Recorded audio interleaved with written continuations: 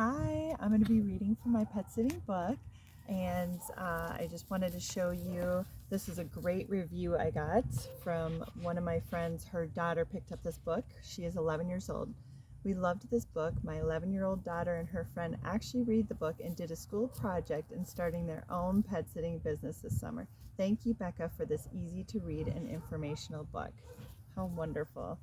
And then I have a picture of Finn in my pet sitting book. Of course, the dogs are on the front, Finn and Bella. And ABCs of PetSitting. Apply yourself, be diligent, and commit to work hard and pull in clients to make this business a success. All right, I'm going to read a little bit from my book, and I hope you enjoy.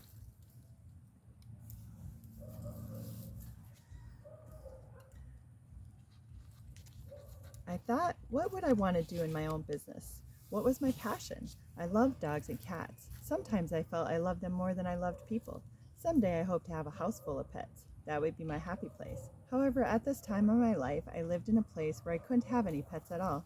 I came up with the idea to start pet sitting because I wanted to be around animals all the time. The business would have no startup costs. I could advertise for clients, build up my clientele, and be paid for watching their pets. It would be a dream come true. Once I thought of making it a business, I wanted it so badly that I started pet sitting that very week. Talk about motivation. I lived close to Waikiki by a large dog park in Diamond Head, so I wrote on a 3x5 card that I was pet sitter who was available to walk dogs daily. I posted it on the board, hoping someone would call me. A few days later, a guy named Samuel called to say their family dog needed to be walked every morning, 7 days a week, 1 hour a day. I made an appointment to meet Samuel. He worked for the owner of the home. I had a short interview, and then it was time to meet Benji, who was a big, beautiful male German Shepherd. I loved the dog instantly. How lucky was I to walk this dog every day? I gave my new client a price cheaper than the average pet sitter since I was new at the business and had no references. He said I could start on Monday. I was so excited, my very first client. First thing Monday morning, I was ready for my dog walk. My client lived on the backside of Diamond Head Crater, which used to be an active volcano that had not erupted in approximately 150,000 years. Diamond Head is monogenic, which means the eruption only occurred once. Now, Diamond Head was a hiking trail up to the summit, and at the highest peak of the volcano was an extensive view that stretched into the distance in all directions. After hiking to the very top, the view was stunning, the mountains and ocean, as well as how small the cars appeared like little ants moving along the road below. From the peak of the volcano, I would look down at the treacherous hike. It looked grueling, to say the least, but it had to be hiked. I had been up and down this crater many times with friends. It was a great exercise, and the aerial view was fantastic and well worth it. I took Benji up the backside of this mountain, where I found many paths going in many directions. I never even knew there were trails on this side of the crater. Every morning I would pick Benji up for our walk. He would whine in excitement when he heard me drive up in my car, and then we would venture out to see where each path would lead us. After a few days of walking Benji, I met his owner, Tim Baker. When I met him, I shook his hand and said, "Glad to meet you." He was surprised I was so nonchalant when greeting him. I could see from his house and many cars that he was a rich guy, but from our meet, I could tell he was a very down-to-earth kind of guy. He said, "Do you know who I am?" I said, "Yes, Tim Baker." His real name was Jim Neighbors, just to let you know, but I had to write another name in here. He said, "Well, maybe it's before your time, but I used to be a movie star."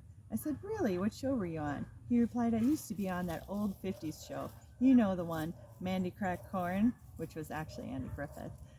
I said, "Oh, nice. I've never heard of it. I don't watch TV." He chuckled and told me to take good care of his dog, and I promised I would as I headed out the door on a long walk with Benji. Now, this is a very fun story, and I'll probably read that another time, but you might want to just pick up this book because it's $12. Only $12. I'm going to read another part of this. How to have a successful business. Most people think of success as having saved $1 million or having 1,000 clients in a billion-dollar corporation. I would like to challenge that idea and say success is more about reaching your own goals and dreams and not about being a millionaire. What are your dreams? What if you could start a business, any business that you dreamed up, and you love every minute of it? Then it would not feel like you're working at all. Being paid would just be an extra benefit. That would be success. My personal experience. I did not go to business school, I couldn't afford it, but I was determined to have a growing business. I started telling everyone I met that I was a pet sitter. I had professional business cards ready to hand out to anyone who would ask me what I did for a living. I had pet sitting flyers that I would leave at people's doors, and I advertised on billboards that had minimal costs. All in all, the advertising part of it probably cost me less than $10 a month, which was worth it. The business started taking off when my loyal clients referred me to their friends and neighbors.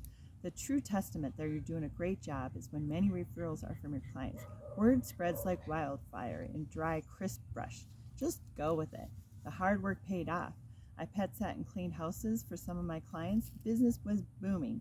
There was a time I was making 40 to 50 grand a year. I did not have any employees and I worked around the clock, but I loved every single minute of it. Loved having a pet sitting business, and I loved that it was mine. It was my dream job.